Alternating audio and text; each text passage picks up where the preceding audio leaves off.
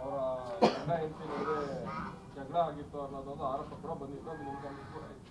So ಅದ್ರ ಬಗ್ಗೆ ನಿಮ್ಮ ಅಲ್ಲ, ನಾನು ಒಂದೇ ಹೇಳೋದು, ನಿಮ್ಮ ಬಾಯಲ್ಲೇ ಬಂತಲ್ಲ, ಪರ್ಸ್ನಲ್ ಅಂದಿದ ತಕ್ಷಣ ಪರ್ಸ್ನಲ್ ತಗೊಂಬಂದು ಪಬ್ಲಿಕಲ್ಲಿ ಹೇಳೋ ಅಂಥ ಮುಟ್ಟಾಳ ನಾನಲ್ಲ. ಯಾರೋ ಮುಟ್ಟಾಳ ಕೆಲಸ ಮಾಡೋರು ಅಂತಂದರೆ ನಾವು ಅವ್ರ ಮಟ್ಟಕ್ಕೆ ಇಳಿಯೋಕ್ಕೆ ನಾವು ರೆಡಿ ಇಲ್ಲ.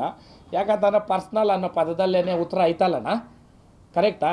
ಪರ್ಸ್ನಲ್ ಮ್ಯಾಟ್ರನ್ನ ತಗೊಂಡು ಪಬ್ಲಿಕಲ್ಲಿ ಹೇಳೋ ಅಂಥದ್ದು ಏನೂ ಇಲ್ಲ. ಎಲ್ಲರ ಮನೆ ದೋಸೆನೂ ತೂತೆ, ಕೆಲವ್ರ ಮನೆ ಎಂಚೆ ತೂತು. ಉತ್ತರ ಸಿಕ್ಕಿರ್ಬೇಕು ಮೋಸ್ಟ್ಲಿ. ಅದೇ ಅದನ್ನು ನೀವು ಕೇಳ್ಬಿಡ್ರಿ, ಹೇಳ್ತೀನಿ.